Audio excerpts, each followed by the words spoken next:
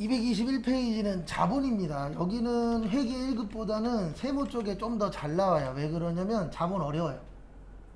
그냥 자본 그러면은 난이도가 상중하로 치면은 상급입니다.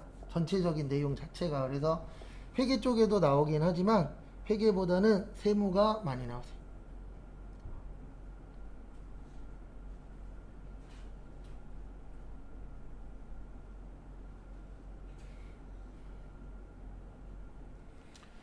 그 다음에 자본에는 원래 외워야 될 거가 많은데 저희는 다행인 게 뭐냐면 저기 실기하고 같이 하잖아요. 그래서 프로그램의 도움을 좀 받을 거예요. 그래서 외울 거는 한 3가지. 그래서 자본금, 요거는 주식 발행수 곱하기 액면가액, 그래서 보통주하고 우선주. 그 다음에 이익잉여금의 2가지, 요거는 2장짜리 외우라고 드린 거에 그대로 있어요. 그럼 현금 배당의 10분의 1, 자본금의 2분의 1. 그 다음에 마지막으로 결손금 처리 순서. 임의적립금, 기타 법정 적립금, 이익준비금, 자본잉여금. 이렇게 총 3가지, 자본금, 이익잉여금, 결손금 처리 순서인데 여기에서 기억해 주셔야 될 게 하나 있어요. 뭐냐면 요거는 꼭 순서대로 외우셔야 돼요. 왜냐면 시험 문제에서 요거 물어봐요. 처리 순서. 그래서 저희가 쪽지 시험 볼 때 제가 딱 2번 이런 이야기를 할 거예요. 지금 한 번 하고 그 다음에 세무 파트에서 이 이야기를 한 번 더 할 건데 무슨 이야기를 하냐면요, 순서대로 외워주세요 라고 하는 게 2가지가 있어요. 근데 왜 그러냐면 요거는 만약에 시험 문제 나오면 그냥 이렇게 나와요. 순서대로 나열하시오. 이런 식으로 나오기 때문에 그거 꼭 잘 봐주세요.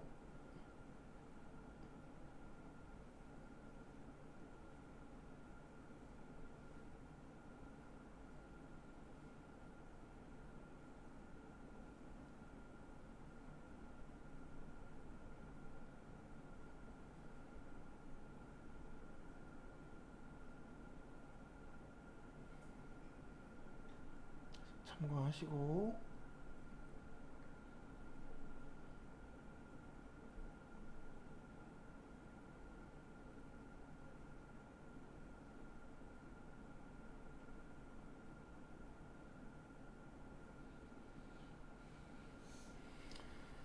그 다음에 다음 것도 보시면은요. 일단 교재 보면서 볼게요.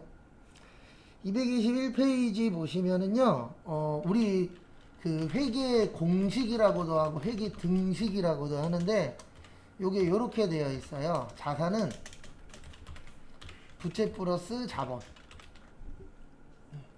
그래서 자산이라는 거는 남의 돈에다가 내 돈을 합친 겁니다. 그래서 저번에 이렇게 설명을 드렸죠. 만약에 아파트 10억짜리가 있어. 그래서 부채가 요게 이제 은행 돈이겠죠. 대출 받은 거. 그래서 대출이 6억이야. 그러면 자본은 내 돈이잖아요. 그러면 내 돈이 얼마 들어간 거예요? 4억. 그래서 이거에 너무 연연하실 필요 없어요. 솔직히 사기치시는 분들은 이걸 강조하거든요. 근데 우리는 원래 이걸 봐야 돼요. 내 돈이 얼마 들어갔냐가 중요하잖아요. 만약에 자기 100억짜리 빌딩 있대 90억이 대출이야. 그러면 솔직히 빚 좋은 개살구잖아요. 왜냐면 그 빌딩 가격이 90억보다 떨어지면은 결론은 개털이잖아요. 막말로. 그렇기 때문에 내가 얼마 갖고 있느냐 이게 중요합니다. 그래서 요즘 보면 외제차 끌고 다니는 애들 많죠. 젊으신 분들 중에. 걔네들 중에서도 개털인 애들 많아요. 할부로 해갖고 솔직히 집이든 뭐든 살려면 살 수 있어요. 근데 이제 내 돈이 많이 들어가냐 남의 돈이 많이 들어가냐 그 차이일 뿐이지. 그래서 외제차라 그래서 혹할 거 없고 이거 네 돈 얼마 들어갔어 이게 중요한 거예요. 항상. 그래서 자본은 이렇게 구하도록 되어 있어요. 자본은 자산에서 부채 빼요. 이항시키면 우리 플러스가 마이너스 되잖아요. 그래서 이렇게 이제 공식이 되어 있다라는 거 참고하시고요. 그 다음에 거기 밑에 보시면 1번에 이제 자본금이라고 있는데 요게 제일 많이 나와요. 그래서 자본금은 주식 발행수 곱하기 요게 중요합니다. 액면가. 액면이 뭐라 그랬죠? 네, 종이에 쓰여 있는 금액이 액면이에요. 그래서 이게 액면가가 종종 이렇게 나올 때도 있어요. 발행가로. 근데 발행가가 아니고 무슨 가예요? 액면가예요. 액면가는 종이에 있는 금액이고 발행가는 우리가 파는 금액이에요. 그래서 주식 같은 경우에는 실제 파는 금액이랑 달라요. 그래서 삼성전자 뭐 만약에 주식이 10만 원이야. 그러면 액면가 10만 원 안 돼요. 그래서 액면에 있는 금액이랑 실제 거래되는 금액이랑 차이가 있어요? 없어요? 있습니다. 그거 잘 받으시고 그 다음에 자본잉여금은 요 정도만 아시면 돼요. 자본잉여금은 주식으로 이익 난 게 자본잉여금이에요. 일명 뭐 자본거래라고 하는데 자본거래 그러면 뭐 생각하시면 되세요? 주식 생각하면 돼요. 주식으로 돈 번 게 자본잉여금이다. 이렇게 보시면 됩니다. 그래서 삼성이나 뭐 이런 대기업들은 주식 발행해서 이익 나요? 안 나요? 나잖아요. 왜냐면 삼성이 실제 거래되는 주식 가격이 자기네가 발행하는 금액보다 높기 때문에 그거를 자본잉여금이라고 합니다. 그리고 자본조정은 요거는 시험 문제 때 종류 많이 물어보거든요. 근데 프로그램으로 찾는 거 다 알려드릴 거니까 타자만 잘 치시면 돼요. 그 다음에 222페이지 기타 포괄 손익도 계획이라고 있는데 좀 이따 여기에서 잘 나오는 거 하나 알려드릴 거예요. 그리고 거기 미실현 손익이라고 있거든요. 미실현에다가 이렇게 써주세요. 평가. 앞으로 공부하실 때 지문에 미실현이라고 나올 때 있어요. 그러면 평가라고 생각하시면 되고 평가가 뭐 하는 거라 그랬죠? 평가. 평가는 뭐 하는 거냐면 금액 조정하는 거예요.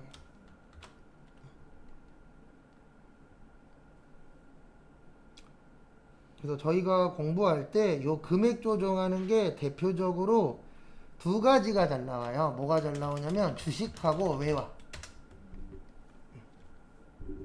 뭐 다른 것들도 있긴 있지만 대표적으로 요 두 가지가 제일 잘 나옵니다. 근데 왜 요 두 가지가 제일 잘 나오냐면 우리 아시는 분들은 아시겠지만 주식 가격이 매일 같나요?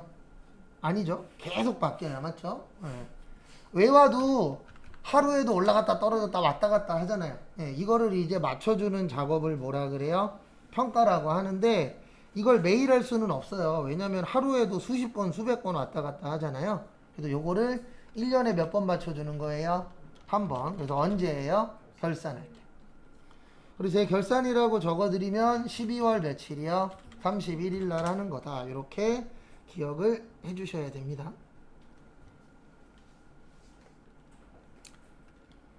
그 다음에 거기 5번에 보시면 이익잉여금이라고 있어요. 네, 무슨 잉여금이요? 이익잉여금. 이익잉여금은 영업해서 이익 나는 게 이익잉여금이에요. 그러니까 아까 주식으로 이익 난 거는 자본잉여금이라 그랬잖아요. 네. 그래서 이익이 왜 났느냐? 그것도 중요합니다.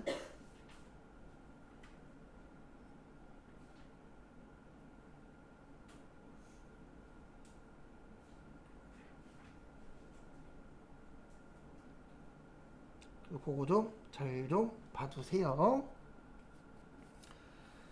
그 다음에 자본금에서는 특별히 보실 건 없고 요거 잘 봐두세요. 223페이지 223페이지 보시면은요 223페이지 보시면 거기 보시면은 저기 할증 발행이라고 있어요. 요거 말뜻 이해하셔야 됩니다. 우리가 할증 그러면은 어디에서 많이 듣는 용어예요? 네, 택시 탈 때. 그래서 할증 그러면 싸다, 비싸다? 비싸다. 네, 그래서 그 우리가 주식을 비싸게 발행하는 걸 주식 발행 초과금이라고.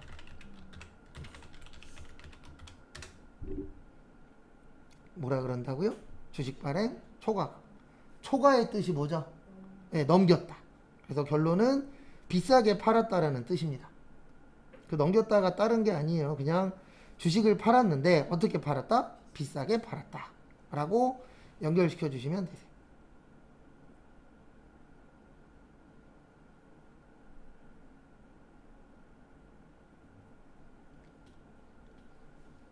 그 다음에 할인 발행이라고 있어요. 할인은 싸게 발행한 겁니다. 우리 주식을 싸게 발행하는 걸 뭐라 그러냐면요, 주식 할인 발행 차금이라고 해요.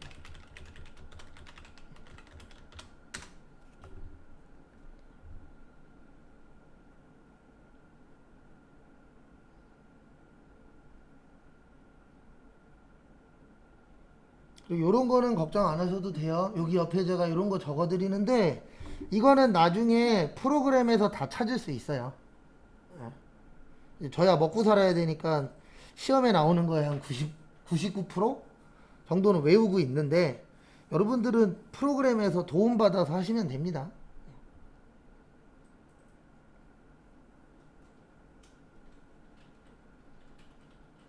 그 부분은 참고만 좀 해주세요. 그 다음에 넘어오세요. 여기는 막 자세하게는 안 볼 거예요. 왜냐면 그렇게 보기에는 너무 난이도가 높고, 다행인 게 저희 시험에는 그렇게까지는 안 내시거든요.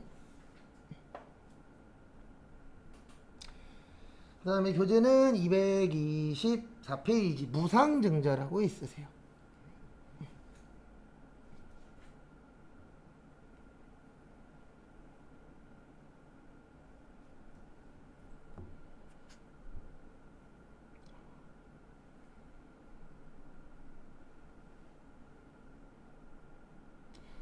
그다음에 무상의 뜻이 뭐죠?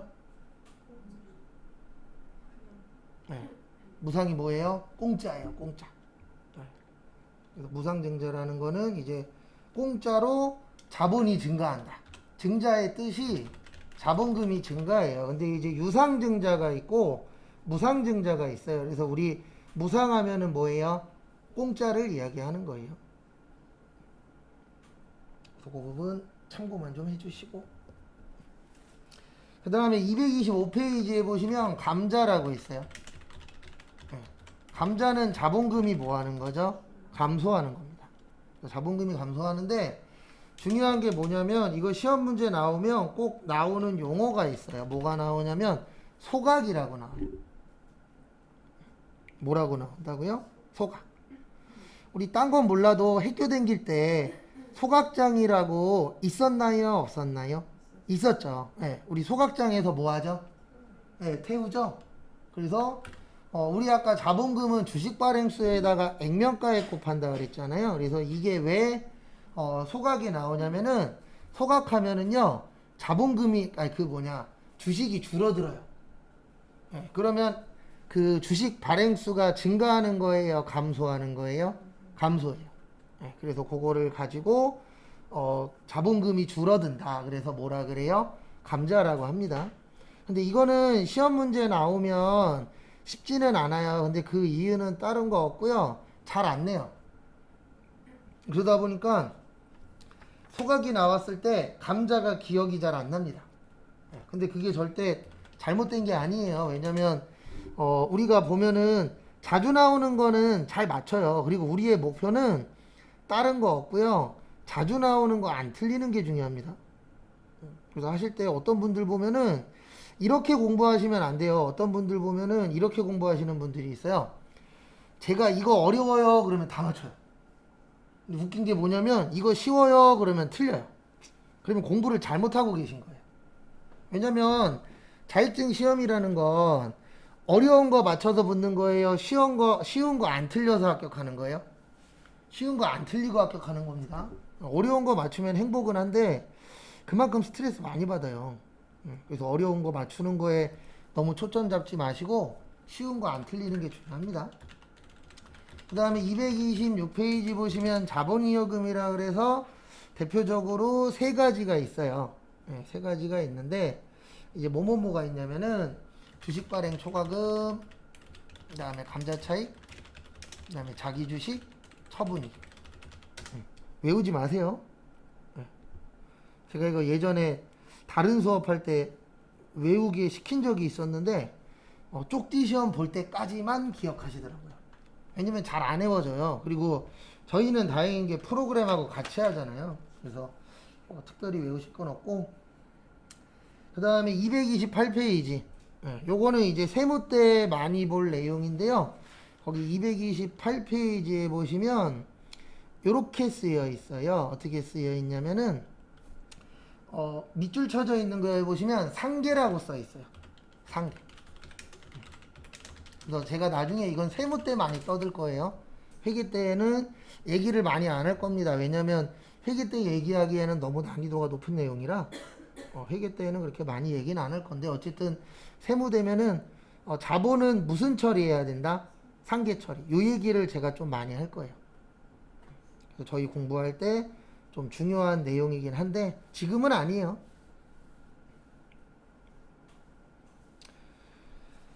그 다음에 나머지는 그냥 넘어갈 거예요. 그리고 저기 어디 갔냐?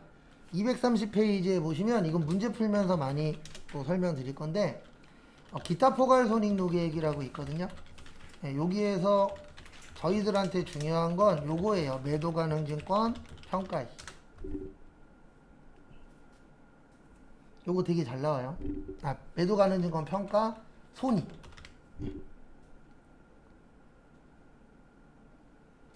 그리고 제가 적어 드릴 때 이렇게 손익이라고 쓸 때 있어요. 그러면은 이렇게 생각하시면 돼요. 매도 가능 증권 평가 이익하고 매도 가능 증권 평가 뭐요? 손실. 이렇게 두 개 쓰기 귀찮아서 그냥 뭐라고도 해요? 손익이라고 해요. 그건 참고만 좀 해주세요.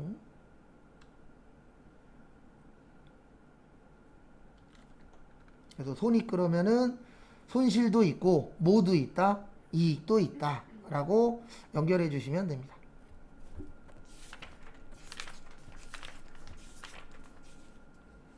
그 다음에 239페이지. 그리고 문제가 아니라 교재 나가다 보면 요 사이사이 안에 뭐 연습 문제니 뭐니 있어요. 그거 꼭 안 푸셔도 돼요. 왜냐면 저희 시험하고 좀 문제 내용이 달라요. 이게 저희 시험 기출문제에서 갖고 온 게 아니고 다른 시험에서 퍼온 내용이라 저희 공부하는 것보다 조금 더 어렵더라고요, 난이도가. 그래서 그 안에 있는 거는 꼭 푸실 필요는 없다라고 봐주시면 됩니다. 그 다음에 239페이지 보시면 이익 뭐라고 있어요? 잉여금이라고 있습니다. 그래서 이익 잉여금에는 두 가지가 있어요. 몇 가지가 있다고요? 두 가지. 그래서 하나는 이익준비금. 그 다음에 또 하나는 끝에가 적립금으로 끝나요. 뭘로 끝난다고요? 끝에가 적립금.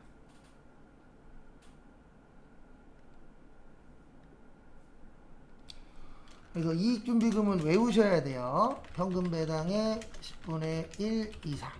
자본금의 2분의 몇 가지요? 1까지.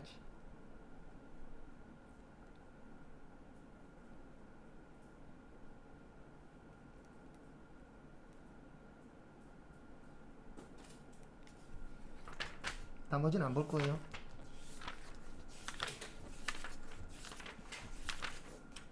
그 다음에 252페이지로 쭉 넘어오세요.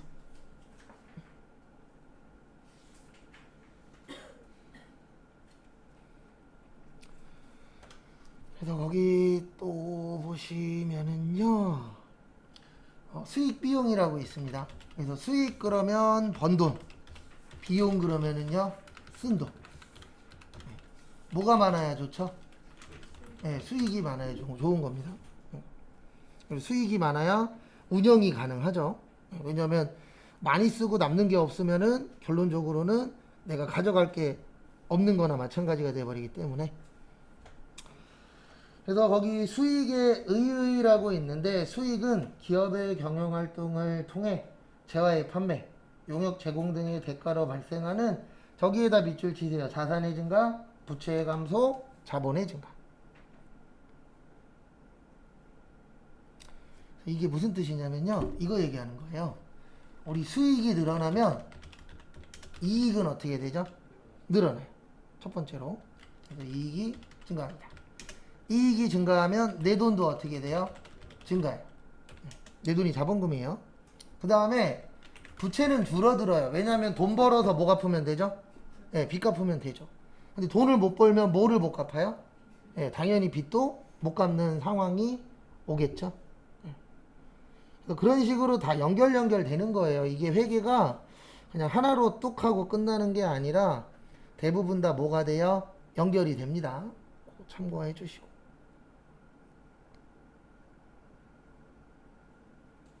그 다음에 253페이지의 비용. 비용은 반대예요. 그래서 비용이 늘어나면 이익은 줄어들어요. 이익이 줄어들면 모두 줄어들죠. 네, 내 돈도 줄어듭니다. 그 다음에 내 돈이 줄어들면 부채는 뭐 할 수 있어요? 늘어날 확률이 있겠죠. 그래서 수익이 뭐 해야 된다고요? 많아야 되는 이유가 이런 부분들이 있어요.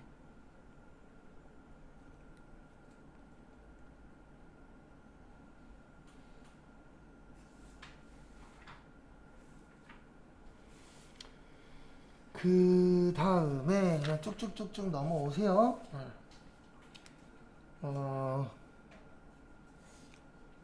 254페이지. 요건 시험 문제에 좀 잘 나오는 파트 중에 한 파트입니다.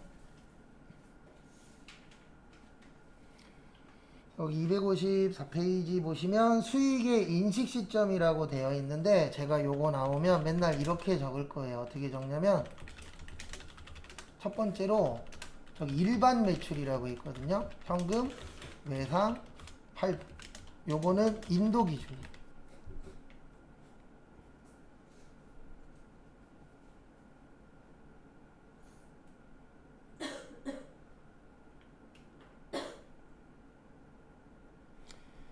이 인도 기준의 뜻이 뭐냐면 물건 주면 팔았다라고 보는 거예요. 우리 수익이라는 게 돈 버는 거잖아요. 그러면 돈을 벌려면은 어떤 일정한 행위를 해야 돼요. 그래서 그 행위 중에 하나가 뭐냐면은 우리가 물건을 뭐 하죠? 팔죠. 그래서 일반적으로 물건 파는 방법에는 세 가지가 있어요. 대표적으로. 그래서 뭐뭐가 있냐면은 현금으로 파는 거. 그 다음에 뭘로 파는 거요? 외상으로 파는 거. 그 다음에 마지막으로 뭘로 팔아요? 할부로 파는 거. 그래서 우리가 이런 행동 많이 하잖아요. 어떤 행동 많이 하냐면은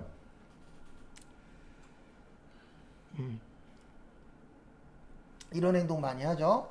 우리가 이제 만약에 마트를 갔어요. 그래서 마트 가갖고 물건을 샀어요. 네, 물건을 산 다음에 캐셔분한테 드리잖아요. 그러면 캐셔분이 이제 물건을 바코드에다 찍고 나한테 주죠. 그럼 받았잖아요. 그러면 그때부터 그 물건은 누구 거죠? 내 겁니다. 그러고 나서 캐셔분한테 현금을 주거나 아니면 카드로 긁거나 아니면 카드로 긁으면서 3개월이요 이런 거 해요 안 해요? 하죠. 네, 그런 것들이 인도 기준이 되는 거죠. 그 다음에 255페이지 진행 기준이라고 있는데 거기에서 이제 건물공사 같은 경우에는 진행 기준에 따라서 되는 거예요. 그래서 얼만큼 집을 지었느냐. 그래서 이거를 이제 완성 기준이라고도 하고 진행 기준이라고도 해요.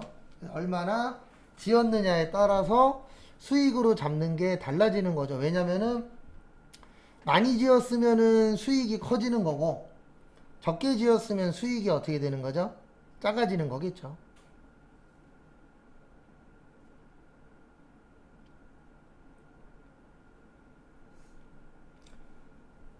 그 다음에 판매 기준. 판매 기준에서 거기 255페이지 1번에 교환 있거든요. 교환 좀 외워주세요.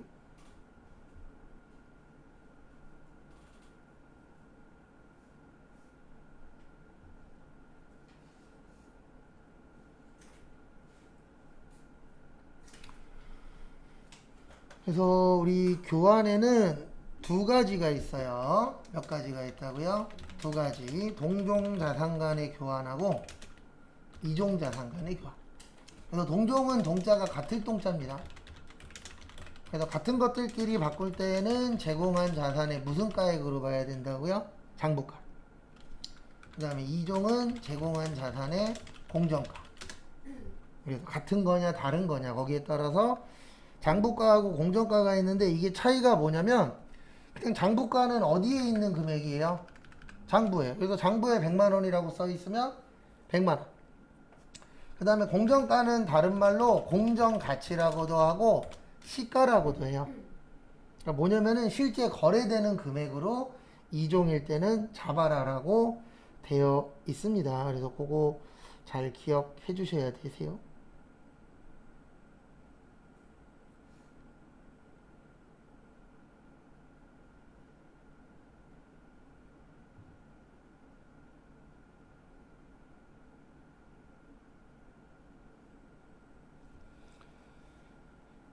그 다음에 거기 밑에 보시면 위탁 매출이라고 있어요. 그래서 위탁 매출은 부탁해서 파는 거예요. 그래서 요거는 꼭 두 명이 나와요. 네, 수탁자하고 무슨 자요? 위탁자. 그래서 수탁자 그러면 부탁, 네, 받는 사람. 그러니까 숫자 나오면 회계할 때 숫자 나오면 무조건 부탁하는 거예요. 그 다음에 위탁자는 부탁하는 사람. 네, 숫자가 받을 숫자입니다. 무슨 부탁하는 거죠? 네, 이 물건 좀 뭐 해줘요? 팔아줘. 그러면 뭐 줄게? 돈 줄게.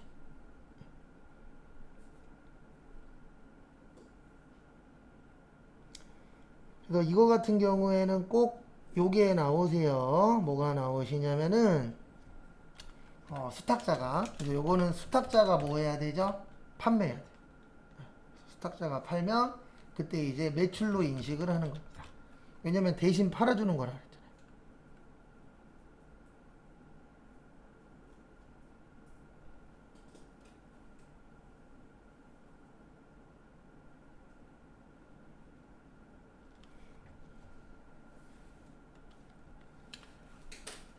그 다음에 256페이지 시용 판매라고 있어요.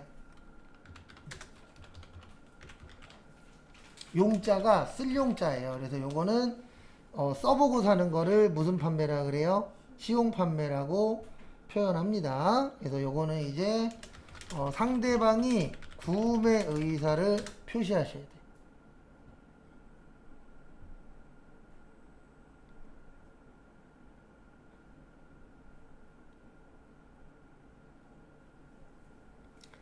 상대방이 무슨 의사를 표시한다고요? 구매 의사. 그래서 저 이거 살게요 라고 이야기하면은 그때부터 이제 판매가 되는 거죠. 그 다음에 반품 조건부는 요거는 이제 반품 기간이 종료됐을 때. 그러니까 우리 이런 거 있을 수 있잖아요. 뭐 일주일 안에 반품 받아드립니다. 그러면 일주일이 지나면은 반품할 수 있어요? 없어요? 없죠. 그러면 이거는 이제 판매된 게 되는 거죠.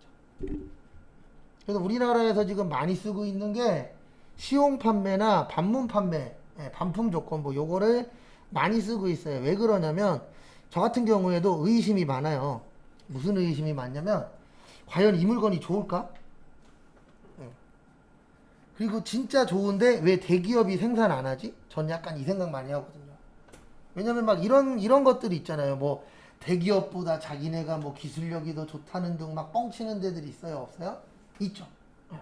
그럼 머릿속에서 무슨 생각 드냐면 아니 저게 돈이 되면 대기업이 할 텐데 대기업이 안 하면 안 하는 이유가 있어요? 없어요? 있죠. 뭔가 문제가 있다거나 사업하기가 쉽지 않다거나 사업을 해도 돈이 안 된다거나 전 그런 의심을 항상 하거든요. 그러다 보니까 사람들이 써보고 살려고 하는 의지가 있어요? 없어요? 있어요. 그래서 이런 시용 판매나 반품 조건부가 생긴 겁니다. 그 다음에 할부 판매는 제가 아까 인도 기준이라 그랬죠? 그 다음에 257페이지에 보시면 저기 밑에 보시면은 판매 수수료 매출 운임이라고 있거든요. 거기 밑에다가 부대 비용이라고 적어주세요. 제가 부대 비용만 나오면 맨날 이거 적습니다. 뭐 적냐면은 적을 거라고는 솔직히 이거밖에 없어요. 매입 시에 부대 비용은 무슨 처리한다? 원가처. 그 다음에 단기 매매 증권 살 때는 수수료 비용. 팔 때는요 그냥 비용. 그래서 지금은 파는 거잖아요. 그러면 이때는 그냥 비용 처리하시면 돼요. 그래서 판매 수수료는 수수료 비용 처리하시면 되고요. 매출 운임은 운반비 처리하시면 돼요. 운반비라는 계정 과목이 있어요. 그거에 맞춰서 처리를 해주시면 됩니다.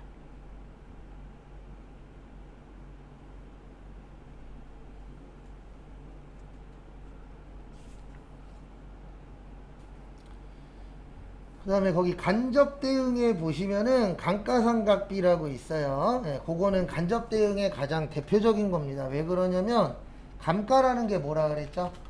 예, 가치가 뭐 된다? 떨어진다. 근데 중요한 건 뭐냐면 가치가 정확하게 얼마 떨어질지 알아요? 몰라요? 몰라요. 그걸 안다 그러면은 그 회사는 대박이 날 수가 있겠죠. 근데 우리가 대부분 가치가 오를지 떨어질지 알아요? 몰라요? 모르죠. 그래서 최근에 저기 아이폰 처음 나온 건가? 네, 그거 언박싱 한 거, 네, 박스도 안 뜯은 거 얼마에 팔렸다 그랬더라? 1억 5천인가? 2억에 팔렸대요. 네. 왜냐면 그런 거 모으시는 분들 있잖아요. 일명 수집하시는 분들. 네. 그래갖고 그거 뜯지도 않은 거 아이폰 1이 최근에 팔렸다라고 뉴스에 나오더라고요. 옛날 거 잘 갖고 있으면은 이게 희소성이 돼버리면 몇 억 받아요. 예. 옛날에 그 게임 CD들도 요즘 못 구하는 것들이 있거든요. 그런 것들은 진짜 몇 천만 원, 몇 억에도 거래가 돼요. 그 대신 전제 조건은 되도록이면 안 뜯어야 되고, 그 다음에 보관이 잘 되어 있어야 몇 억 받는 거긴 하지만, 그래서 10원짜리나 50원짜리나 100원짜리 이런 것도 특히 10원짜리 잘 보관하고 계세요. 왜냐면 10원짜리 언젠가 없어질 거 아니에요. 그럼 이것도 희소성이 뭐 할 거예요? 올라갈 거예요. 그러면 10원짜리가 막 5천원, 만원에 거래가 돼요. 네. 그래도 뭐지? 그 IMF 터졌을 때 500원짜리로 기억해요. 그거 막 몇십만 원에 거래되잖아요. 구할 수가 없어서. 그런 그 수집하시는 분들은 돈에 연연하지 않거든요. 왜냐면 대부분 그런 거 수집하는 사람들은 뭐가 많아요? 돈이 어느 정도 있는 사람들이 그런 거 수집하기 때문에 잘만 보관하셔도 돈을 벌 수 있는데 중요한 건 뭐냐면 어떤 게 돈이 될지가 모르니까. 그래서 한때 저거 유행이었었잖아요. 제 주변에도 있었는데 저거 뭐지? 신발. 네. 신발 그 뭐 리미티드 버전이나 이렇게 좀 한정판 버전 같은 거 대신 구에다가 파는 사람들이 있었어요? 없었어요? 있었죠. 그쪽 지금 안 돼요, 장사. 왜 안 되는지 아세요? 돈이 좀 된다고 소문나니까 다 뛰어들었어요. 그러니까 뭐든지 다 초반에 한 사람들이 돈 버는 거예요. 그래서 저희 교회에도 그거 했었던 애가 있는데 그만뒀다 그러더라고요. 근데 그만두는 게 맞아요. 왜냐면 옛날에는 비싸게라도 팔렸는데 지금은 과거보다는 이익도 낮아지고 구하기는 힘들고, 예, 이거를 내가 전업으로 하기에는 리스크가 너무 크잖아요. 그러다 보니까 그리고 나이키에서는 그거 잡더라고요. 그렇게 사고 파는 사람들 불법으로 해서 걸리면 매장에서 못 사게끔 막아버리는 시스템들도 있더라고요. 나이키였나 아디다스였나. 네. 왜냐면 그게 자기들한테는 좋은 게 아니에요. 왜냐면 값어치는 올라가긴 하지만 자기네들이 돈을 버는 게 아니잖아요. 남이 돈 버는 거지. 그 다음에 이 공식은 요번 주에 외울 거예요. 그래서 순매출액은 총매출액 마이너스 매출 할인 및 애놀이 마이너스 매출 할인인데, 순매출액은 말 그대로 순수한 매출액이에요. 그래서 총매출액은 1년 동안 판 거예요. 근데 우리가 팔다 보면은 반품할 때 있어요, 없어요? 있죠. 그리고 깎아줄 때 있어요, 없어요? 있는데 애누리는 물건과 관련돼서 깎아주는 거예요. 그래서 뭐 대량 구입을 한다거나 아니면 우리 기스난 것들 싸게 파는 곳들이 있어요, 없어요? 있죠. 네, 그런 것들이라고 보시면 되고, 매출 할인은 돈 빨리 받으려고 깎아주는 거예요. 그래서 돈과 관련돼서 깎아주는 걸 매출 할인이라고 표현합니다.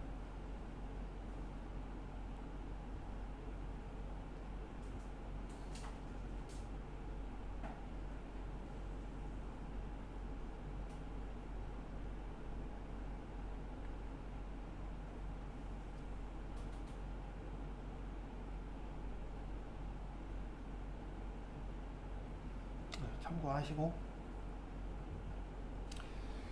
그 다음에 매출원가는 이렇게 구해요. 거기엔 지금 밑에 나와 있는데, 매출원가는 기초상품 플러스 순매입액 마이너스 기말상. 그리고 제조업은 오늘 조금 나갈 거예요. 그리고 참고로 요번 주에 이론 끝납니다. 전산회계 1급 이론. 그렇다고 해서 뭐 완전히 끝난다가 아니고 한번 훑어보는 시간은 끝날 거예요. 그 다음에 이제 두 번째로는 문제풀이 할 때 또 정리 한 번 더 하고, 그 다음에 기출문제 풀면서 또 정리 한 번 더 할 겁니다. 그 다음에 259페이지. 여기는 계정 과목이에요. 259페이지는 계정 과목인데 간단하게만 설명드리고 넘어갈 거예요. 1번에 보시면 급여라고 있거든요. 요거 얘기하는 겁니다. 월급. 근데 어디 월급이냐면 사무실 월급. 그 다음에 거기 상여금이라고 있어요. 급여에 보시면 상여금은 이거 얘기하는 거예요. 뭐요? 보너스. 그래서 보너스 주는 회사 있어요? 없어요? 있죠.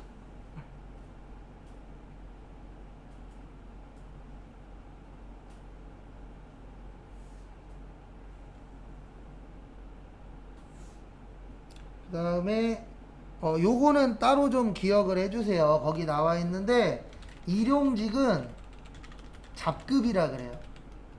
일용직이나 뭐 아르바이트 있죠. 솔직히 짧게 일하시는 분들, 예, 요런 분들은 뭐라고 하세요? 예, 잡급이라고 합니다. 그래서 그 잡급 기억을 좀 해주셔야 되세요.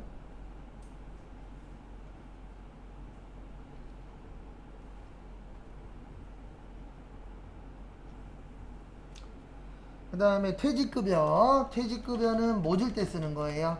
네, 퇴직금 관련해서 쓰는 겁니다. 그 다음에 복리후생비는 누구를 위해서?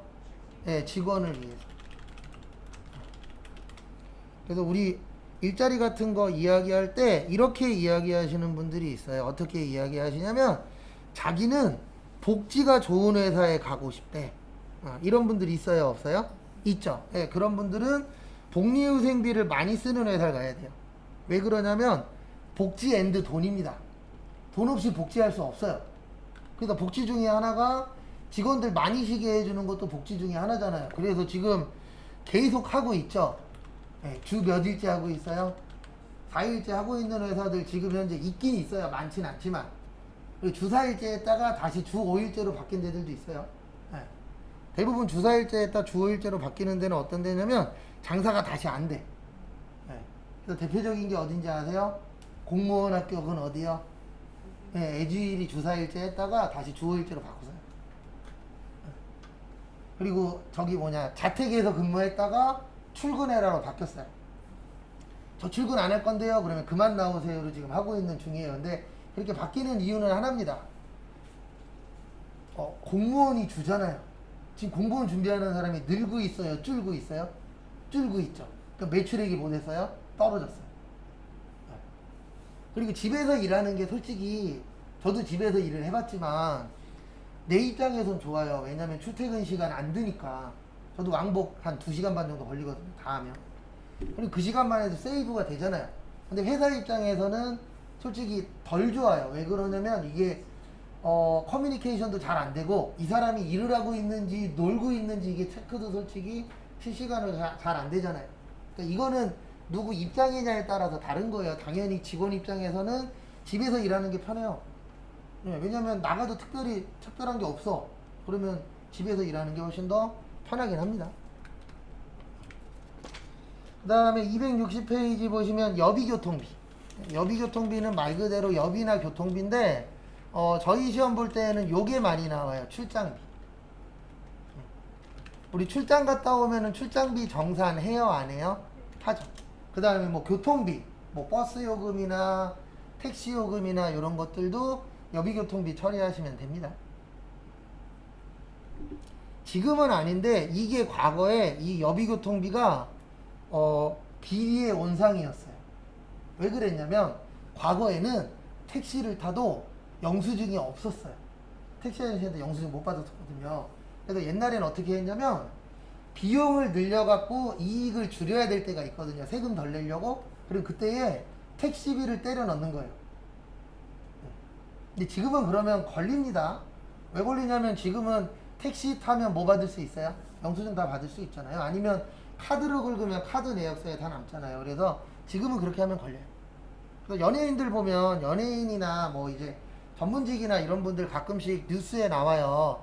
누가 세금 안 내려고 했다 걸렸다. 그러면 꼭 연예인들 뭐라 그러는지 아세요? 자기들은 몰랐대. 개코 같은 얘기하지 말라 그래요. 그게 몇십억이라는 돈을 모르고 세무사 혼자서 다 마이너스 해줬다.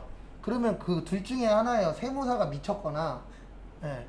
아니면 저기 연예인이 제정신이 아니거나. 맞잖아요. 어. 그랬고, 근데 항상 부러운 건 뭐냐면, 연예인 걱정하지 말라는 게 뭐냐면, 그렇게 걸리잖아요. 그러면 내는 세금이 몇 억에서 몇십억이에요. 예. 근데 그거를 또 일시불로 납부를 하십니다. 그러니까 누구 걱정은 하는 거 아니에요? 연예인 중에 탑클래스 걱정은 할 필요가 없어요. 그분들은 지금 아무것도 안 해도 죽을 때까지 먹고 살아요. 그래서 최근에 저기 서장훈 씨 얘기도 종종 나오시더라고요. 뭐 1조가 있대느니 근데 1조는 안 된대요. 그래도 몇백억은 될 거예요. 왜냐면 빌딩 갖고 있는 것만 해도 몇백억 되는 걸로 알고 있으니까.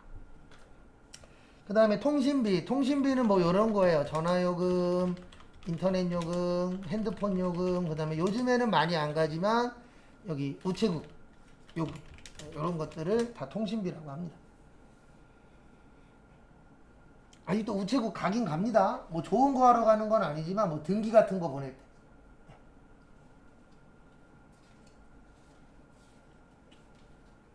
그 다음에 조금 더 보고 쉴게요. 수도광열비까지만 보고 쉴게요. 네, 수도광열비라고 있는데 여기에선 이제 하나 기억하셔야 되는 게 제가 8이라고 쓸 때 있고 5라고 쓸 때 있어요.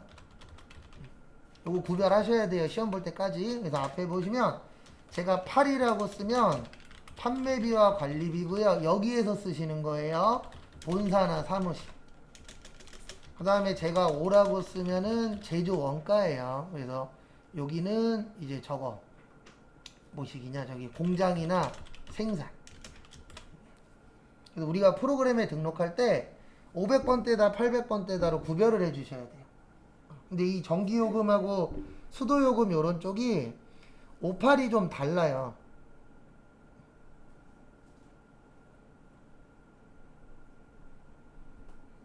또 하나씩 보시면 수도 광열비는 요때 쓰는 거예요. 어때 쓰냐면은 수도요금, 그 다음에 전기요금, 가스요금, 난방요금 다 합쳐서 사무실에서는 수도 광열비라고 하고요.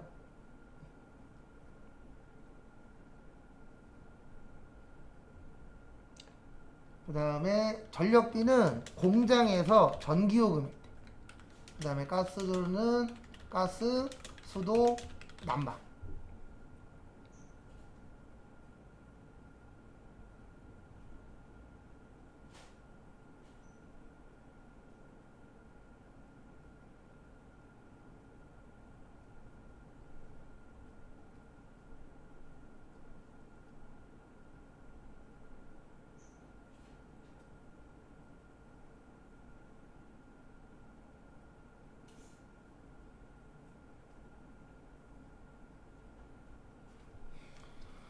그래서 왜 이렇게 하냐면은요, 이거를 다른 말로 중요성이라고 해요. 회계에서는. 그래서 우리 공장 전기요금 많이 나올까요? 적게 나올까요? 많이 나와요. 많이 나오니까 회계에서는 이거 중요해. 그러니까 따로 보여주자. 이렇게 되어 있는 거예요. 근데 덜 중요해. 그러면 합치는 거예요. 그러니까 중요성이라는 게 뭐냐면, 중요하면 별도 표시, 덜 중요하면은 통합 표시하는 거예요. 왜냐면 덜 중요한 거는 합쳐도 크게 사람들이 보는데 지장이 없는 것들이거든요. 그래서 우리 사무실도 수도요금, 전기요금, 가스요금, 난방요금 많이 나오긴 하지만 공장에 비하면 세 발의 핍니다. 공장 전기요금 어느 정도 규모만 돼도 기계 큰 거 몇 대만 돌리면 거의 1,000만 원 돈 나와요. 근데 사무실은 아주 크지 않은 이상은 죽어라고 돌려도 한 몇백에서 끝나잖아요. 아니면 몇십만 원에서 끝나. 그래서 회계에서는 그래 사무실은 금액이 적으니까 덜 중요해. 그러니까는 합쳐 이렇게 되어 있는 거고 공장의 전기요금은 중요해. 그러니까 어떻게 하자? 네, 따로 표시하자. 이렇게 되어 있는 거예요.